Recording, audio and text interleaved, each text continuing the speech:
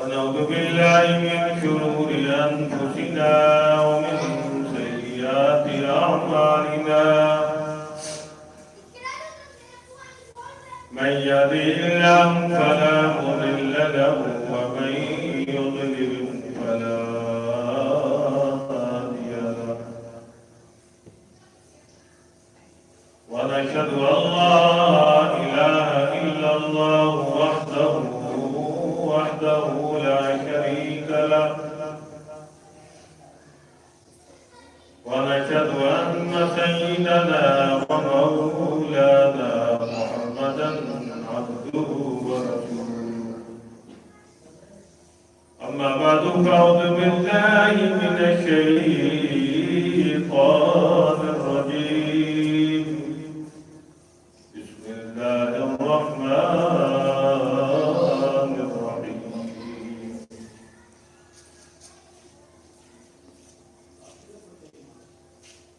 يا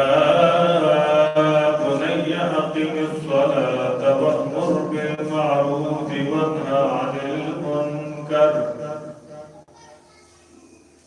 واصبر على ما أصابك إن ذلك لمن عزم الأمور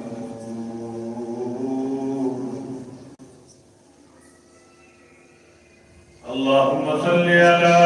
سيدنا ومولانا محمد وعلى آل سيدنا ومولانا محمد وبارك وسلم رب صل على نبي محمد وآله أجلها واقض لي بجاهي حوائجي كلها وصل عليه كما أنت أهلها وسلم وشرف وكرم دائما أبدا رب اشرح لي صدري ويسر لي أمري واحلل عقدة من لساني يفقهوا قولي رب زدني علما رب زدني علما رب زدني عملا صدق الله العلي العظيم وبلغنا رسوله النبي الأمي الكريم ونحن على ذلك من الشاهدين والشاكرين والحمد لله رب العالمين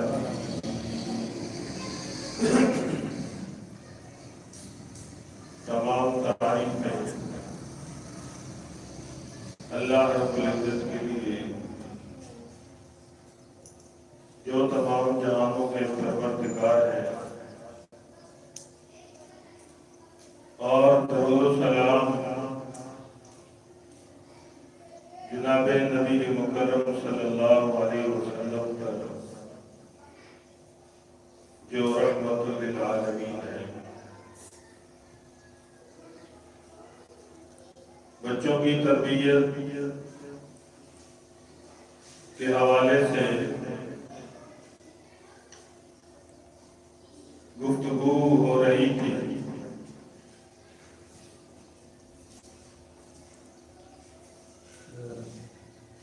کہ حضرت لقمان علیہ السلام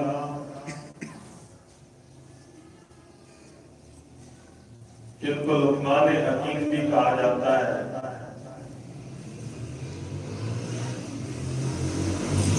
انہوں نے اپنے بچے کی تربیت کس طرح کی ہے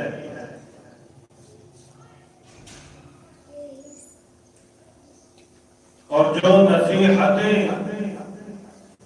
انہوں نے اپنے بچے کو فرمائی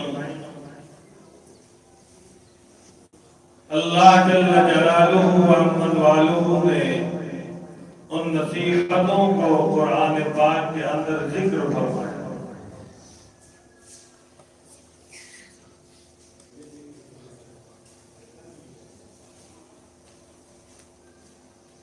وہ اتنی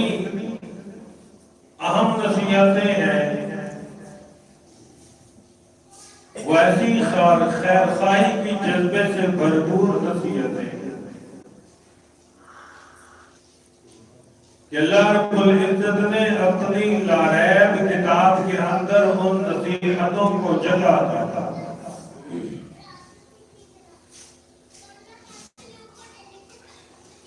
کہ حضرت لقمان علیہ السلام نے اپنے بچے سے فرمایا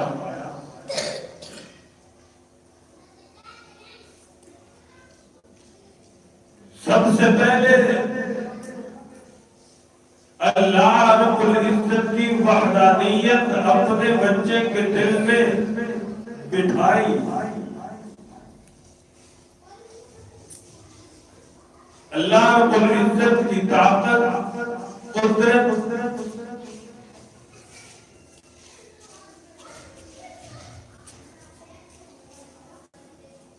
کہ تمہیں محبت کس سے کرنی ہے،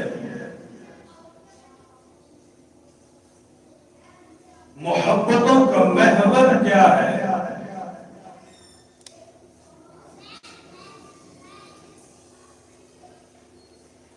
تمہاری عقیدتوں کی انتہا کیا ہے، یہ اپنے بچے کو سکھایا، بتایا، اس کے دل میں۔ اور جب انسان اولاد کے سامنے اللہ رب العزت کی بڑائی بیان کرتا ہے، بڑائی رکھتا ہے،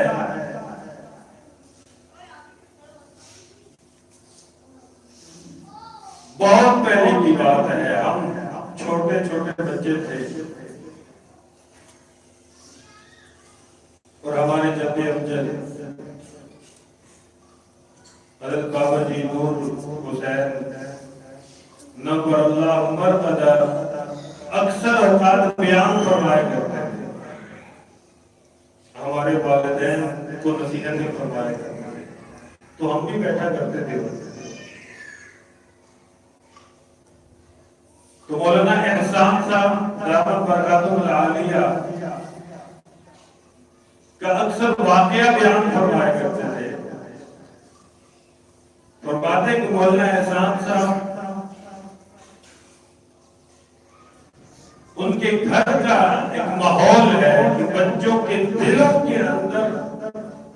اللہ رب العزت کی وحدانیت کو، اللہ رب العزت کی بڑائی کو کوٹ کوٹ کے بھرنا ہے۔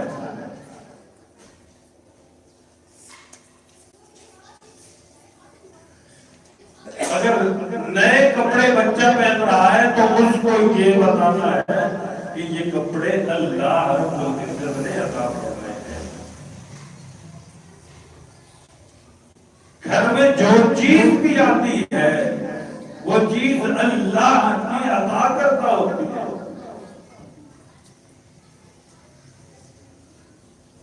تو حضرت بابا جی نے فرمایا کہ اکثر اوقات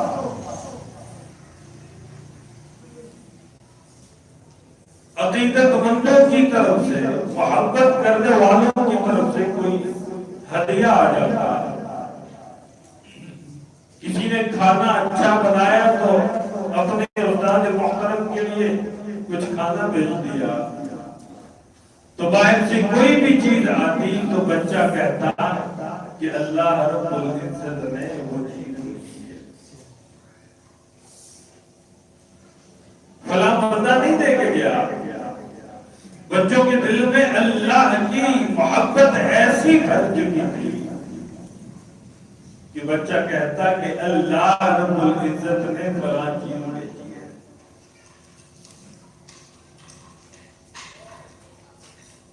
تو یہ اولیاء اللہ کا شعار چلایا کہ سب سے پہلے اپنی اولاد کے دلوں کے اندر اللہ کی محبت کو بھرنا ہے، اللہ کی طاقت۔ اللہ رب العزت کی قدرت، اللہ رب العزت کی وحدانیت کوٹ کوٹ کے ان کے سینوں میں بس دینی ہے۔ اور یہ پہلی سیڑھی ہے تربیت، اور پھر اس کے بعد اولاد کو نماز کا کہنا ہے۔ لیکن ایک بات یاد رکھیے، ہر چیز شریعت کے دائرے میں اچھی لگتی ہے۔ شریعت کہتی ہے کہ 7 سال تک بچے کو کچھ نہ کرو، نماز کا حکم 7 سال کے بعد ہے۔ لیکن یہ بچے اپنے والدین کو اتنی نقل کرتے ہیں، اور یہ قانون بھی ہے اولاد کی تربیت کے معاملے میں، کہ اولاد پر تھیوری اتنی اثر نہیں کرتی جتنا کہ پریکٹیکل اثر کرتی۔ آپ ان کے سامنے لیکچر کے لیکچر دے دو، آپ نماز کی فوائد پر گھنٹوں ان کو بات سنوا دو، مولانا طارق جمیل کا یا کسی دوسرے عالم کا، ان پر اتنا اثر نہیں ہوگا کہ جتنا ان کے سامنے ان کے والدین نماز پڑھے تو ان پر اثر ہوگا۔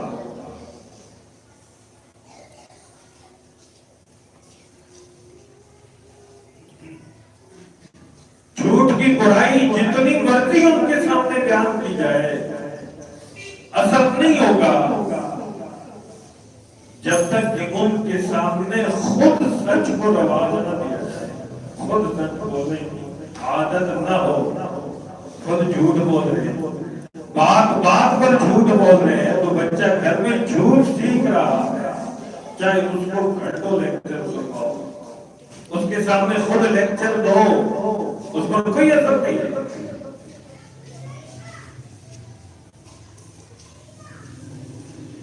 تو بچوں کے سامنے اس لیے فرمایا ہے کہ پیدائش سے لے کر 7 سال تک بچے کو اپنے سینے کے ساتھ لگا کے رکھو،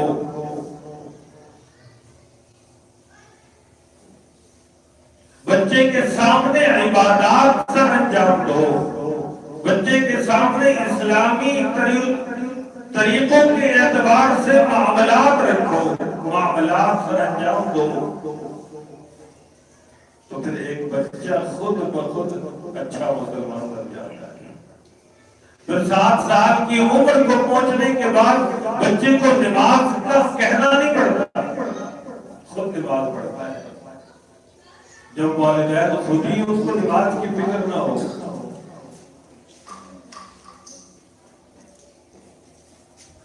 آذان ہو رہی ہے، گھر میں ٹیلی ویژن چل رہا ہے، کسی کو ہوش ہی نہیں ہے،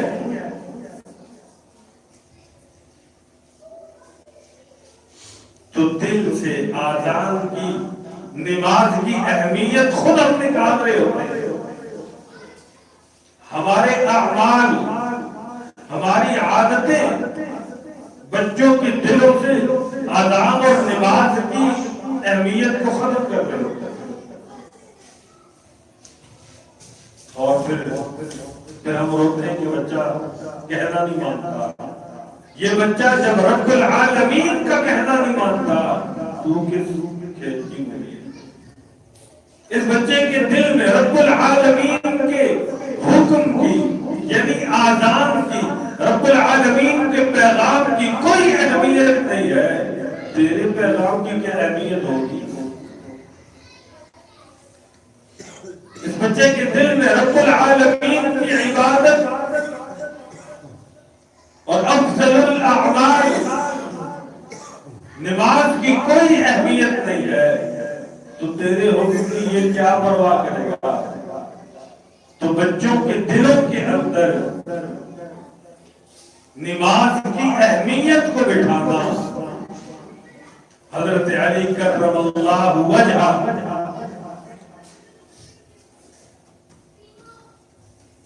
جب جب آذان ہوتی تو جسم پہ کپی تاری ہو جاتی، جسم کانپنے لگتا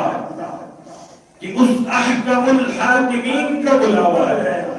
کہ جس کے سامنے کھڑا ہونے کی کسی کی ضرورت نہیں، کوئی کھڑا نہیں ہوتا، مجھے اس کے سامنے جانا ہے، رنگ اڑ جاتا۔ اور حضرت فاطمہ رضی اللہ عنہا فرماتی ہیں کہ ہماری بیچ سے امیر المؤمنین ایسے اٹھ کے چلے جاتے جیسے ہمیں جاتے ہیں، ہمارے سے کوئی تعلق ہی نہیں ہے۔ جب یہ عمل اولاد کے سامنے ہوگا تو پھر اولاد سرے میدان کربلا کے میدان میں تلواروں کے سائے کے نیچے بھی نماز نہیں چھوڑے، کیونکہ گھر کی تربیت ایسی ہے۔ تربیت کرنے والے جناب محمد رسول اللہ صلی اللہ علیہ وسلم اور حضرت فاطمہ الزہرا رضی اللہ عنہ اور حضرت علی کرم اللہ وجہ الکریم ہے۔ تربیت ایسی ہے۔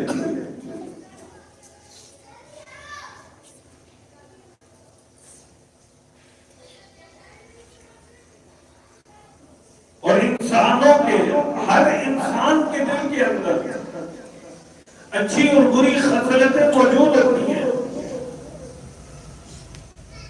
بس ان خصلتوں کو ہم نے ایک سیدھا رخ دینا ہے۔ من احب للہ وابغض للہ واعطى للہ ومنع للہ فقد استكمل الایمان۔ محبت بھی ہوتی ہے دلوں کے اندر، نفرت بھی ہوتی ہے۔ انسان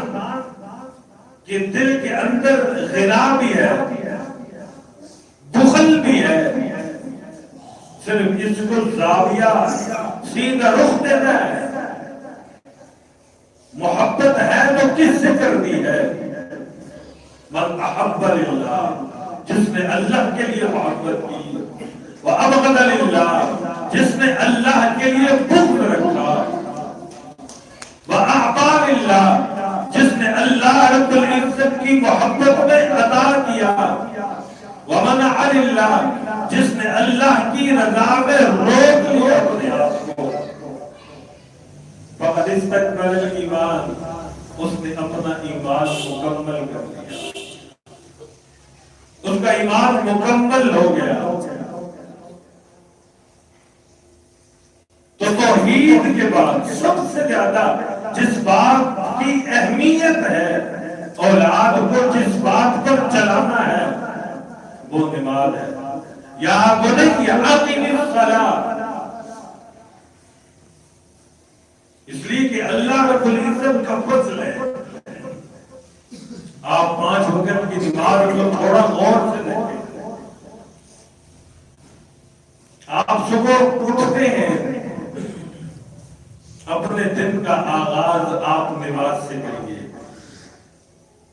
اور اس کے بعد کچھ ذکر کیجیے۔ جناب رسول اللہ صلی اللہ علیہ وسلم اللہ رب العزت کا فرمان نقل کرتے ہیں، فرمایا کہ تم میں سے جو شخص صبح کی نماز کے بعد اور عصر کی نماز کے بعد کچھ وقت مجھے یاد کرے گا، درمیان کے اوقات میں سارے کام میں بنا میں اس شخص کے اس درمیان بیچ کے اوقات میں جتنے بھی کام ہوں گے میں بتا دوں گا۔ اور ایک انسان صبح کی نماز پڑھتا ہے اور پھر دنیا کے اندر چلا جاتا ہے، دنیا جہاں نفرت بھی ہے، محبت بھی ہے، جہاں بخل بھی ہے، جہاں کبائر بھی ہے، جہاں کفر و شرک بھی ہے، اس ماحول میں انسان رہتا ہے، اور پھر دل کے اوپر کچھ دنیا کی سیاہی پڑ جاتی ہے، ظہر کا وقت ہو جاتا ہے، پھر انسان مسجد کی طرف آتا ہے، نماز ظہر ادا کرتا ہے، پھر دنیا کی ماحول کی وجہ سے جو دل پر سیاہی آتی ہے، نماز ظہر پڑھنے کی وجہ سے اللہ رب العزت اس سیاہی کو بالکل دھو کر کے صاف کروا اور پھر دنیا کے ماحول میں دیکھ لیتے ہیں. اب پھر انسان دنیا کے ماحول میں جہاں ہر برائی ہے، جہاں اچھائیاں بھی ہیں برائیاں بھی ہیں، جہاں پر خیریں بھی ہیں جہاں پر شرور بھی ہیں، پھر انسان اس ماحول میں چلا جاتا ہے اور پھر اس ماحول میں رہ کر پھر کچھ اثرات دل پہ آ جاتے ہیں. پھر انسان ظہر کے بعد عصر کی نماز کے لیے مسجد میں آتا ہے. اللہ رب العزت عصر کی نماز پڑھنے کی وجہ سے دل کو پھر کچلا کر دیتے ہیں، دل کو پھر دھو کر کے صاف کروا دیتے ہیں. اور پھر عصر کے بعد پھر دنیا کے ماحول میں اور پھر ہر نماز کے بعد انسان دنیا کے ماحول میں جاتا ہے اور ماحول میں رنج بس جاتا ہے اور ماحول کے اثرات کو قبول کرتا ہے اپنے دل پر اور پھر دل سنگ آلود ہوتا ہے اور پھر اگلی نماز میں اللہ اپنے پاس بلا کے اس دل کو پھر صاف کرتا ہے. اور جو اسی طرح مسجد کے چکر کاٹتا رہے، مسجد کے چکر کاٹتا رہے، اللہ رب العزت اس شخص جب یہ شخص اللہ سے ملاقات کرے گا اس کا دامن نیکیوں سے خالی ہوگا، اس کا دل برف اور اولے کی طرح برف کی طرح سفید ہوگا، اولے کی طرح شفاف ہوگا اور اللہ رب العزت سے ملاقات کرے گا. اسی لیے نماز کی اہمیت ہے کہ ایک انسان کا خمیر ایسا ہے کہ وہ ہر چیز سے متاثر ہوتا ہے، ہر چیز کے اثرات کو قبول کرتا ہے، چاہے برائی کے اثرات ہوں، شرور ہوں یا خیریں ہوں، انسان ان اثرات کو قبول کرتا ہے. اور یہ بار بار مسجد کی حاضری ان برے اثرات سے انسان کو اللہ کے فضل سے پاک کرتا ہے. اور پھر آگے فرمایا وَأْمُرْ بِالْمَعْرُوفِ وَانْهَ عَنِ الْمُنْكَرِ کہ ایک انسان کا دوسرے انسان کے ساتھ تعلق کیا ہونا چاہیے.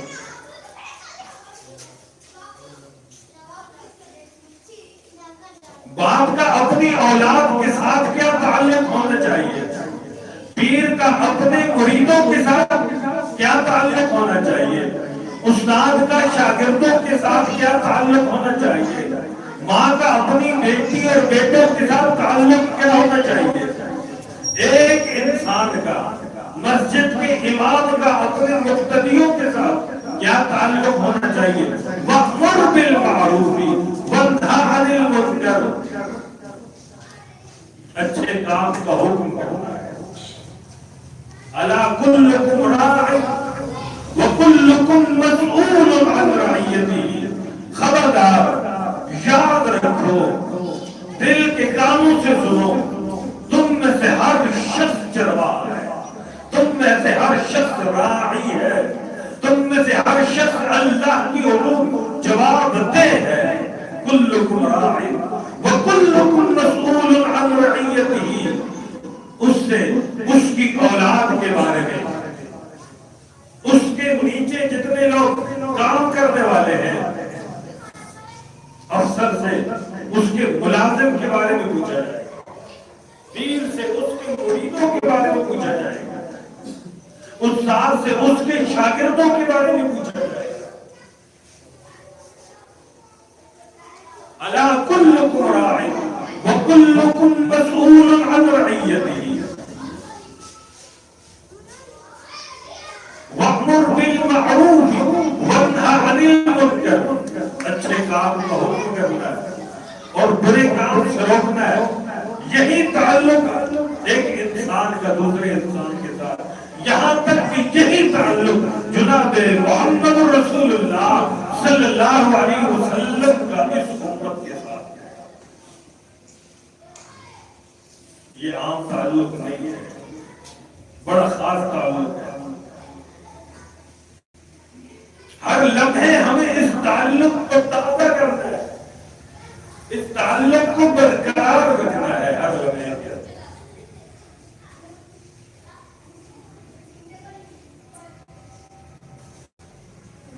اور پہلے عرض کر چکا ہوں کہ اولاد کی تربیت میں یہ بڑی خاص بات ہوتی ہے کہ اولاد کے سامنے جو عمل کیا جائے اولاد اس عمل کو قبول کرتی ہے. اس پر بڑے واقعات ہیں. حضرت پیران پیر حضرت شیخ عبد القادر جیلانی رحمت اللہ علیہ 10 سال کی عمر ہے غالباً یا اس سے بھی کم کی عمر. اس قافلے کے ساتھ ان کو ان کی والدہ محترمہ نے کسی دوسرے شہر بھیجا پڑھنے کے لیے کسی ذمہ دار شخص کے ساتھ. لیکن والدہ نے اپنے طور پر ان کے کرتے کے اندر کی جانب 40 دینار سی دیے اور بیٹے کو بتایا بیٹا کہ یہ اپنی ضرورت کے مطابق ان دیناروں کو انہیں خرچ کرو. فرمانے لگے کہ اور ساتھ یہ فرمایا کہ بیٹا سچ بولنا ہے, جھوٹ کبھی نہیں بولنا. لمبا چوڑا لیکچر نہیں دیا, ساری زندگی سچ سے بھرپور تھی اپنی اولاد کے. اولاد کے سامنے کبھی جھوٹ نہیں بولا. اور پھر ایک چھوٹی سی نصیحت کر دی کہ بیٹا ہمیشہ سچ بولنا, جھوٹ نہیں بولنا.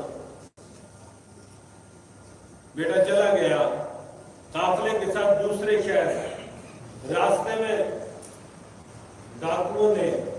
اس قافلے پر حملہ کر دیا اور لوٹنے کی غرض سے اس قافلے کو گھیر لیا اور قافلے کے اندر جتنے لوگوں کے پاس جو اموال تھے جو سواریاں تھیں سب لوٹ لیا. اس بچے کے پاس بھی ایک ڈاکو آیا,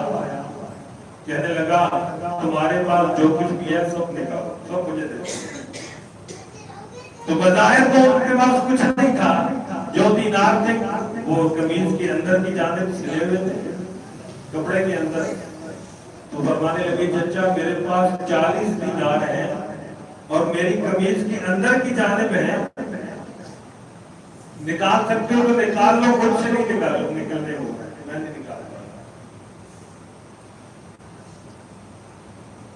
تو اس ڈاکو نے نظر انداز کیا اور آگے چل دیا کہ شاید بچہ مجھے بہکا رہا ہے, کیونکہ اس کو پتا تھا کہ اس موقع پر ہر بندہ یہ چاہتا ہے کہ جو چیز بچ جائے, جو ایک دینار بچ جائے, اور یہ بچہ سب کچھ دینے پہ تو لوگ ہے, اس کے پاس کچھ نہیں. ابھی وہ ایک دوسرے بندے کی تلاشی لے رہا تھا تو ایک اور ڈاکو اس کے پاس ہے, کہا بیٹا جو کچھ ہے دے دو. کہا چچا میرے پاس 40 دینار ہے, قمیض کی اندر کی جانب ہے, میں نہیں نکال سکتا, تو خود نکالو لے. اٹھایا اس بچے کو ان دونوں ڈاکوؤں نے اور اپنے سردار کے پاس لے گئے اور سردار کے سامنے اس بچے کی تلاشی لی گئی تو قمیض کے اندر کی جانب سلے ہوئے 40 دینار موجود ہے. کہ بیٹا اس موقع پر تو ہر کوئی